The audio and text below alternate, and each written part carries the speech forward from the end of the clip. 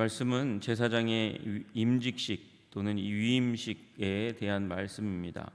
이 부분은 이제 29장의 내용은 무엇을 가져와서 준비할지에 대해서가 1절부터 3절까지 이렇게 나와 있고요. 그 다음에 4절부터 9절까지 예복을 입히는 순서에 대해서 말씀하고 계십니다. 그리고 10절부터 14절까지는 속죄제로 수소를 드릴 것에 대해서, 그리고 15절부터 18절까지는 번제 순양을 드려서 번제할 것에 대해서, 그리고 19절부터 41절까지는 수량을 안수해서 위임식에 쓸 것에 대해서 말씀하십니다. 그리고 42절부터 46절까지는 예식에 임재하시겠다, 하나님의 임재에 대해서 말씀하시는 장면으로 그렇게 되어 있습니다. 이 오늘 말씀이 이제 29장이 지시하시는 거고요. 그리고 레위기 8장에 들어가서야 이게 이제 실제로 현실이 되어서 그 위임식을 진행하는 것으로 되어 있습니다.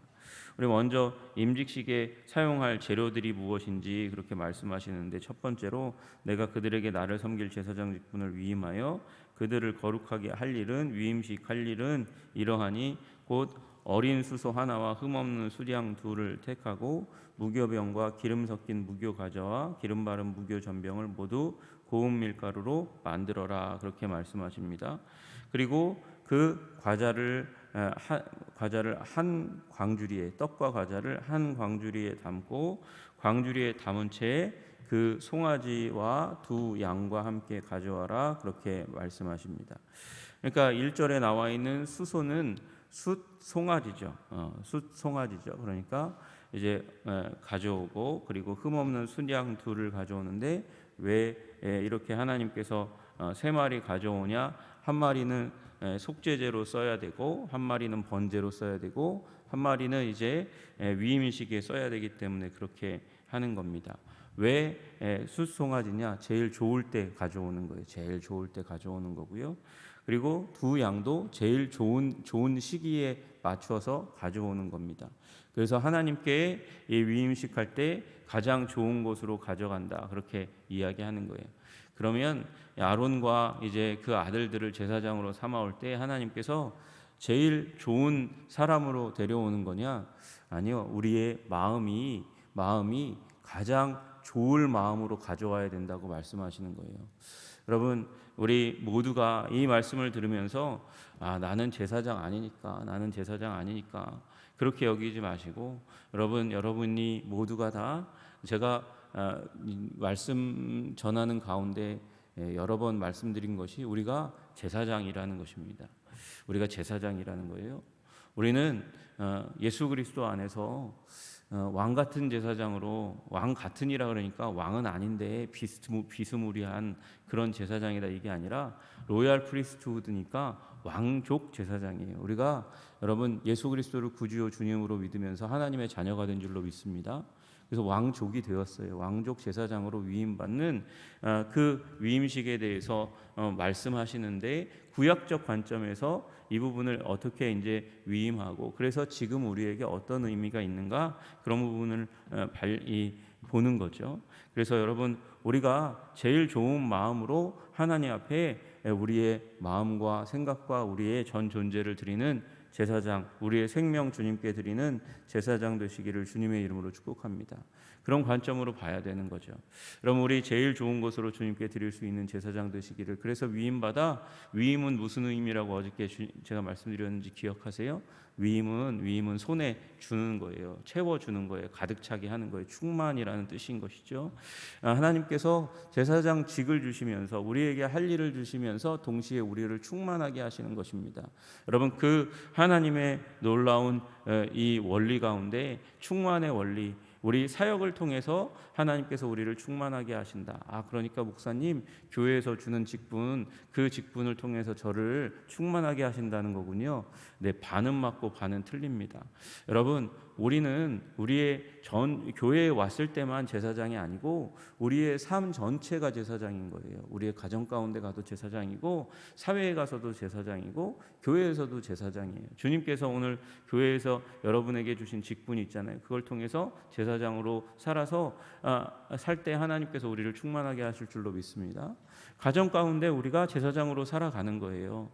자녀들을 나를 하나님께 제 가정 가운데서도 올려드리면서 그렇게 주님께서 주신 내 직분, 그죠? 아버지로서의 직분, 어머니로서의 직분, 그리고 누군가의 아들과 딸로서의 직분, 그런 직분들을 하나님께서 주신 태어날 때부터 가정 가운데 주신 그것을 시기에 따라 또 달라지잖아요. 약간씩 그것을 내가 제사장으로서 하나님 앞에서 어떻게 살아야 할지를 행동으로 보이면 하나님께서 우리를 충만하게 하실 줄로 믿으시기를 주님의 이름으로 축복합니다.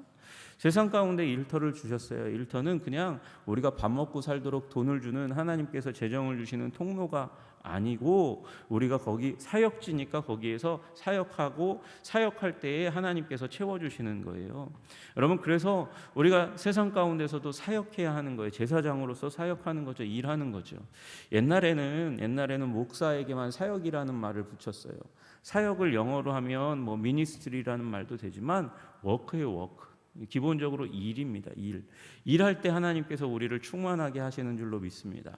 우리가 세상 가운데 가서는 그냥 세상 일 한다. 이건 세속적인 일이야. 하나님께 조금도 도움이 안 돼. 그런 관점으로 보면 우리는 거기에서 거룩하게 살아가야 될 이유가 별로 없어요. 그러나 거기가 사역지예요. 사역지로 섬기며 살아갈 때 하나님께서 채우시고 입히시고 복 주시는 줄로 믿으시기를 주님의 이름으로 축복합니다. 그런 관점으로 우리가 사역하는 것이죠. 그런데 그 가운데 하나님께서 준비할 때 제일 좋은 거, 제일 좋은 마음의 상태를 가지고 와서 그래서 위임식에 참여하라고, 그리고 그 위임식 끝난 다음에는 위임식 때 하나님께 좋은 마음 드렸던 거 거기서 딱 끝나는 게 아니고 그걸 평생 유지해 가야 하는 것이죠. 처음 마음처럼 첫사랑, 하나님을 사랑하고 하나님께 헌신했던 그 순간처럼. 여러분, 결혼식하고 이제 결혼식 한 다음부터는 아내와 남편을 사랑하는 마음 뚝 끊어버리고 그냥 의무감으로 살아야 돼요?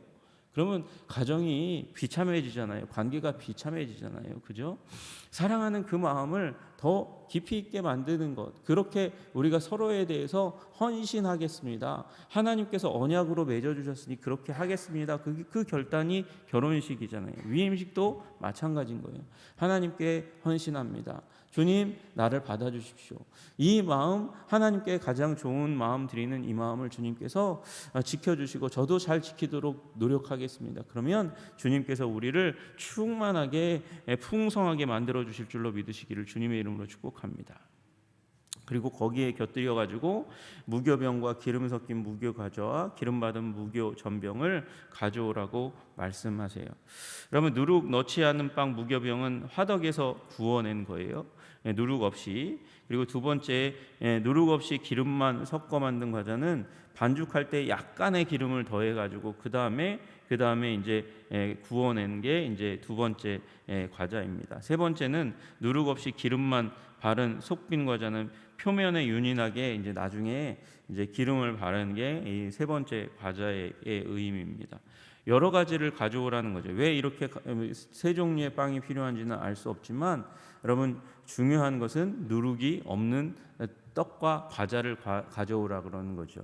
여러분, 누룩이 왜 가져오지 말 누룩을 넣은 떡이나 과자를 왜 가져오면 안 됩니까? 누룩을 넣어 놓으면 이게 부풀어 오르잖아요. 변한다는 거예요. 변한다. 거기에 초점이 있는 거죠. 그래서 변하게 하지 말라는 거예요. 뭐가요? 우리의 첫째 마음이, 이 헌신의 마음이 변하면 안 된다라는 거예요. 이 위임식의 수소와 순양을 드릴 때 그 마음이 나중에 이 누룩 넣은 떡처럼 이렇게 변하면 안 된다. 그게 하나님의 초점이에요. 여러분, 변하지 않는 마음으로 주님 앞에 서시기를 주님의 이름으로 축복합니다. 그 마음 평생 유지하며 주님 앞에 충성과 사랑을 드리는 제사장 되시기를 주님의 이름으로 축복합니다. 여러분, 그리고 나서 이제 착복합니다. 착복, 옷을 입는 장면이 4절부터 9절까지의 내용이에요. 너는 아론과 그의 아들들을 회막문으로 데려다가 물로 먼저 씻겨라, 그렇게 말씀하십니다. 씻기는 거예요. 회막문에 데려다가 먼저 씻기는 것, 그것이 이 제사장의 첫 번째입니다. 그러니까 위임식하는 장소는 성소가 있으면 성소에 번제단에서 조금 더 나아간 먼저 물두멍에서 시작하는 것이죠. 물두멍에서 물을 가져다가 먼저 씻기는 거예요. 그러니까 여기 회막문은 성소지성소, 거기 앞에서 앞을 의미하는 것이죠. 그래서 데려다가 물로 씻기고 의복을 가져다가 아론에게 속옷과 에봇 받침 겉옷과 에봇을 입히고 흉패를 달고 에봇에 정교하게 짠 띠를 띠게 하고 띠를 띄우는 거죠. 그리고 그의 머리에 관을 씌우고 거룩한 패를 더해라. 우리 28장에서 얘기했던 그 제사장의 대제사장의 의복을 이제 착복시켜 주는 겁니다. 그리고 나서 관유를 가져다가 그의 머리에 부어라, 발라라, 그렇게 말씀하세요. 관유를 가져다가 그의 머리에 부어서 발라라, 그렇게 말씀하십니다. 그리고 나서 그 다음은 이제 누구예요? 아들들이죠. 그의 아들들을 데려다가 그들에게 속옷을 입히고 아론과 그의 아들들에게 띠를 띄우며 관을 씌워 그들에게 제사장 직분을 맡겨서 영원한 규례가 되게 하라, 그렇게 말씀하십니다. 이것이 거룩하게 되는 방식이래요. 너는 이같이 아론과 그의 아들들에게 위임하여 거룩하게 할지니라, 그렇게 말씀하세요. 여러분, 그러니까 다 먼저 물로 씻어야 돼요. 여러분, 물로 씻는 것에 우리 기독교 전통, 우리 예수 그리스도를 믿는 믿음 안에 물로 씻는다는 것의 의미는 무엇이에요? 다 여러분과 제가 아시듯이 세례의 의미가 바로 이 물로 씻는 것입니다. 에베소서 5장 26절에 말씀하세요. 이는 곧 물로 씻어 물로 씻어, 그렇게 말씀하십니다. 물로 씻는 거예요. 여러분, 예수님이 세례 받으셨습니까? 안 받으셨습니까? 우리가 다 아시다시피 세례 받으셨습니다. 세례 요한에게 세례를 받으셨습니다. 세례 요한이 나보다 더 큰 분이신데 어떻게 내가 당신께 세례를 베풀겠습니까? 그렇게 이야기할 때 예수님께서 그렇게 해서 하나님의 의를 이루는 게 맞는 거야, 그렇게 얘기하시죠. 여러분, 대제사장은 인간 대제사장이 있지만 그러나 우리의 큰 대제사장이신 예수 그리스도를 미리 먼저 보여주는 거거든요. 예수님도 세례 받으셨어요. 대제사장이 세례 받듯이, 그렇게 물로 씻음 받듯이 예수님도 세례를 받으셨어요. 그리고 우리 믿는 자들도 세례를 받습니다. 예수 그리스도께서 세례 받으신 그 모범을 따라서 우리도 겸손하게 우리가 죄인임을 고백하고 물로 씻어 주셔야 우리는 거룩하게 됩니다. 내가 죽어야 됩니다. 그래야 내 안에 주님께서 사십니다. 그래서 물로 씻기는 이 부분이 세례를 이미 예표하는 것이고 예수님도 받으셨다는 것을 의미하는 것이죠. 그리고 또 하나 중요한 부분은 이제 옷을 입어요. 옷을 입을 때 어떻게 아론이 옷을 입습니까? 어떻게 입어요? 그냥 가만히 있어요. 누가 옷을 입혀줘요? 모세가 옷을 입혀줘요. 여러분, 아론이 나이가 많아가지고 옷 못 입어서 모세가 입혀주는 게 아니에요.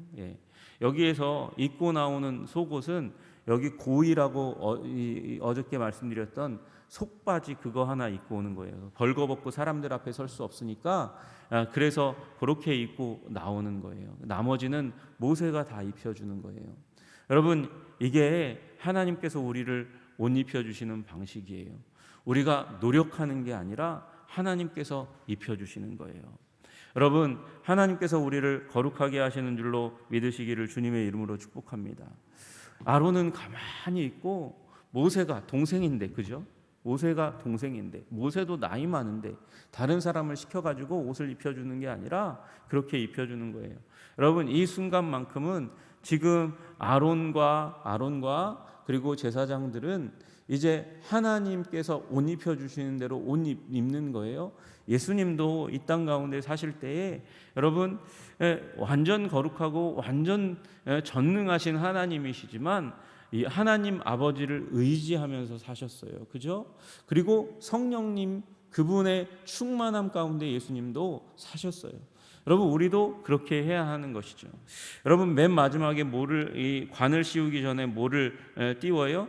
띠를 띄우세요. 띠를 띄우세요.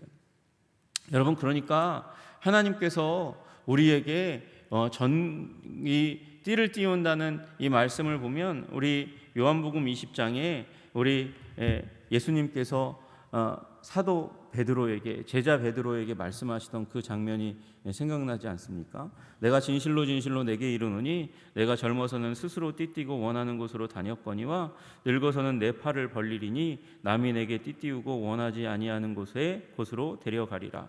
물론 이 말씀 안에는 세상의 주권자들이 너의 허리띠를 띄우고 너를 끌고 다닐 거야 라는 말씀도 포함되어 있겠지만, 근본적으로는 하나님께서 띠띠우고 하나님께서 원하는 곳으로 그곳으로 데리고 다니며 그를 복음 전하는 사람으로 삼으시는 줄로 믿으시기를 주님의 이름으로 축복합니다. 여러분, 여기서 우리 주님께서 제사장에게 아론에게 우리 모세를 통해서 옷을 입히고 띠를 띄웁니다. 우리가 주체가 아니라는 거예요. 하나님이 주체이신 거예요. 다만 우리는 우리 구원이 우리에게 있지 않고 우리의 사역이 우리에게 있지 않고 하나님께 있음을 고백하면 하나님께서 옷 입히시고 거룩하게 하시고 이끌어 가실 줄로 믿으시는 귀한 하나님의 백성들 되시기를 주님의 이름으로 축복합니다. 여러분, 이 옷을 입는 것을 에베소서 5장 26절로 적용해서 본다면 이것은 말씀으로 우리가 깨끗하게 되는 것이에요. 여러분, 대제사장의 옷이 깨끗한 옷이죠. 거룩한 옷이죠. 아름다운 옷이죠. 그리고 영광을 드러내는 옷이잖아요. 에베소서 5장 26절에 말씀하세요. 이는 곧 물로 씻어 말씀으로 깨끗하게 하사 거룩하게 하시고, 말씀으로 깨끗하게 하시듯이 옷을 입혀서 우리를 깨끗하게 하십니다. 이 옷이 말씀이신 예수 그리스도로 옷 입는 거예요. 여러분, 거룩한 옷 입으시는 여러분 되시기를 주님의 이름으로 축복합니다. 말씀으로 거룩하게 되는 여러분 되시기를 주님의 이름으로 축복합니다. 거기에다가 이제 7절에 보시면 특이한 장면이 나옵니다. 관유를 가져다가 그의 머리에 부어 바릅니다. 여러분, 8절과 9절에는 아들들을 이제 데리고 와서 위임식 하기 위해서 옷을 입히잖아요. 이 아들들은 제사를 드리고 난 다음에 그 다음에 기름을 바르는 거예요. 여러분, 예수님은 세례를 받으셨습니다. 언제 세례를 받으셔요? 세례 받으실 때 성령 충만함이 임했잖아요. 그죠? 성령 충만이 임했는데 그때는 예수님이 스스로를 위해서 십자가에 달리시기 전에, 우리 온 인류를 위해서 또 십자가에 달리기 전이죠. 그 전에 성령 충만을 받는 거예요. 제사 드리기 전에 대제사장은 기름 부음을 받고요. 그러고 나서 제사를 드리고 난 다음에 이제 그 아들들은 기름 부음을 받는 거예요.